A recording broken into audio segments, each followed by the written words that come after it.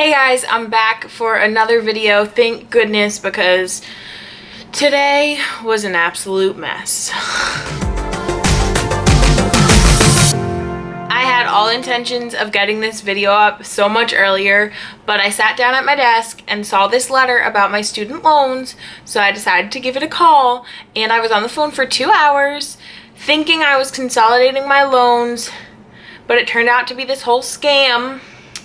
So I have spent the past like 5 hours canceling everything that I apparently signed up for. It's just so frustrating and upsetting that companies actually do this to students who are trying to pay back their loans, and they scam them into paying more money. It's just disgusting and pathetic, and why would you do that? So that was my day. But I did tell you all that I would announce my giveaway winner today, which I have picked and I am going to share with you. Before I even get into any of that though, I wanted to jump into what this video is about. And today I'm going to finally talk about my top 5 teacher must-haves. I did a video like this, but it was unusual must-haves that you wouldn't think of, and these are more things that you would actually think of, but they're just what my 5 must-haves are. My first thing is my water bottle. It is a Bubba, and it's this huge cup that has a straw, and so it holds, I think, 2 water bottles in it, and it is amazing. I love being able to just drink out of a straw all day, not have to worry about twisting a cap or popping open a cap, and it's just the best thing ever. That cup, like, I would not survive in my classroom without that cup. I actually had a couple of my students who loved to go into the teacher's lounge and fill that cup up. I would come to school every morning and it would already be filled for me waiting on my desk, because one of my amazing students went ahead and set it up for me. So that cup is my everything. Now, with a cup, don't do like I did and leave it in your classroom with sitting water and not clean it out from time to time, because it will get moldy. And replace your straw if you have a cup like mine. So just a little tip there. The next thing, which I'm actually going to grab, oh perfect, it's right here, is a paper grade book and lesson planner combined. Now, I know everyone has their different ways of planning and their different ways of grading, and I believe all schools are online grade books now, but I also always put my grades on paper first, and this is the one I used last year.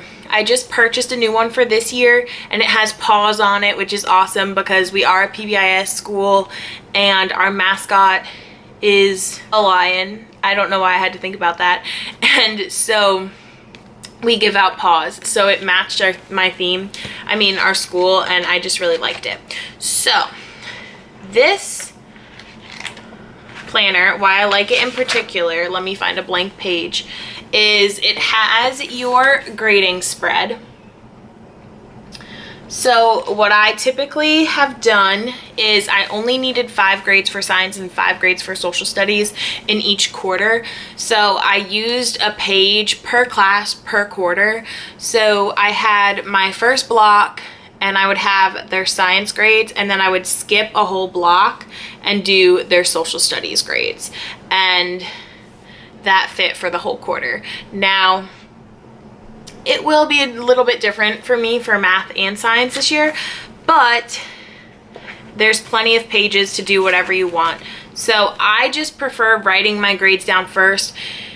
Something actually happened where I sent home graded work before I put it in the online gradebook, and I started freaking out, but then come to find out, when I grade things, I immediately put it in here. So I was saved. And also, I don't always bring my school computer home, so I can't access my gradebook without my school computer. So just having this, if I happen to grade something at home, it's just convenient. And then the second part of this that I love is the planner. When I plan, let me find a good page for you. When I plan, I like to use sticky notes. So I can map out my whole day and move things around and from day to day. So first of all, I love to vertical plan. So I need my days of the week at the top. Monday, Tuesday, Wednesday, Thursday, Friday. That is crucial to me because the way I look at this is, here's my Friday, here's all the things I want to get done in that block on that Friday, and I can move them around or from day to day. It just makes sense in my brain to go vertically. So I just have different sticky notes from week to week. The reason I plan this way is because when I'm planning with other teachers, we're kind of just getting our ideas down and nothing is really set in stone. But if I'm thinking, oh, I want to do that project, what days can I do that project? I can kind of like lay it out, but it's not permanent and I can pick it up and move it around. So that's what I love this planner for. And then I take my ideas from here and put it onto Planbook. But I just really love this lesson plan and record book version. This is from Teacher Created Resources. You can get these, I believe, in all teacher stores. Also, you can get it at teachercreatedresources.com, where I just placed an order for my new one. Now, to go along with the planner, my next must-have is sticky notes. Sticky notes of all sizes. If you can tell, in that planner, I specifically used the smaller rectangles because they fit perfectly in the boxes. And then I use the typical squares for just everyday things. If I need to quick jot something down, if I need to make a note of a transportation change or something I need to remember or some phone number, just sticky notes. Have them everywhere in your classroom, easily accessible, on your cart, whatever.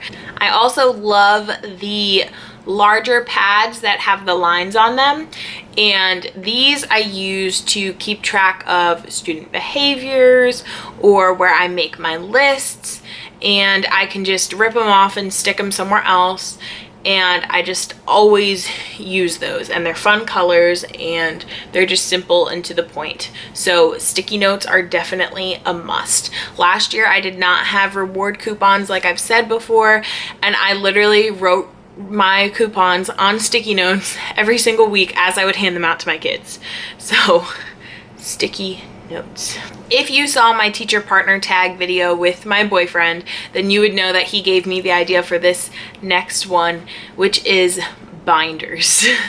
Binders are key to organization, and I have purchased so many in the last couple of months, and I'm obsessed with binders. I wish there was like an easier way to store them if they weren't completely full, since they kind of like all angle in. I mean, I know you can flip one backwards, but I love binders. I store units in them. I store, like, I have data binders. I have my parent communication log in a binder. I have my standards in a binder. I have my different Teachers Pay Teachers resources in binders. That way I can look at them printed out, because I feel like some things just are better on paper, like grades and resources, to see what you really want and to pick and choose from it.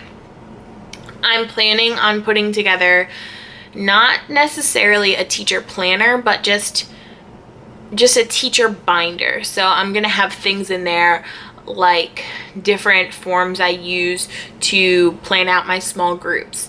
I'm going to have my passwords in there. I'm going to have probably my students' transportation. I'm going to have my seating chart. Just general things in that binder is what I'm planning to make.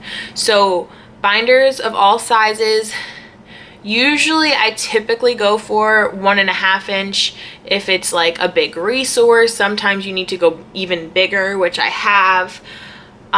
1 inch ones are good for different things like a parent communication log. You can even use a 1/2 inch there, but just all different binders. And finally, you can't go wrong with a very amazing teacher pen. I love the Inkjoy ones from Papermate. I believe they are the clickable ones. Clickable, that's probably not a word, but they come in a variety of colors. They are on sale at Office Depot, Office Max right now for $10, I believe, for this pack. So I love them because when I write, I need to press hard and I need to lean on something because I like my writing to be thick. I know some people like their writing to be thin, a lot of you planner people out there, but I do not like mine to be thin. I like my writing to be thick. I actually had a bump on my finger. I don't know if it's still there, kind of, this right here, because I pressed so hard when I was younger. And so it just was a growth of skin, TMI, but pens are a must. So these pens, like, I don't know how to explain it. They're just the kind that make your writing so beautiful. Now, on top of those, obviously I love Flair pens, but recently, the pack I had this past year, it didn't work so well. They all dried out super fast, so I don't know what was up with that, but I do love Flair pens. So if you're in the mood for a little bit more of a marker type pen, then obviously Flair pens. If you want more of that ink pen, then I would definitely go with the Inkjoy ones. Yes, now it is time for the moment you have all been waiting for. So here it is, still wrapped up in its packaging. It has got a little war peeling there from sitting in my apartment mess. The winner of the easel, let me announce. Now, I absolutely love that I have learned so many new resources on Teachers Pay Teachers that I didn't know before, since you guys, that's what I had you write in the comments. So right now, before I announce, I want you to go down in the comments and tell me your top must-haves for your classroom. You could put 1, you could put 3, you could put 5, whatever. Just let us know, because I know everyone is preparing to go back to school right now, so that would be super helpful, and it's just so interesting to see everyone's thoughts. So let me know down below. Now for the winner, I of course did this on a random generator, took everyone's comments, and the person that came out was Queen of Dover. I think that's how you pronounce your name.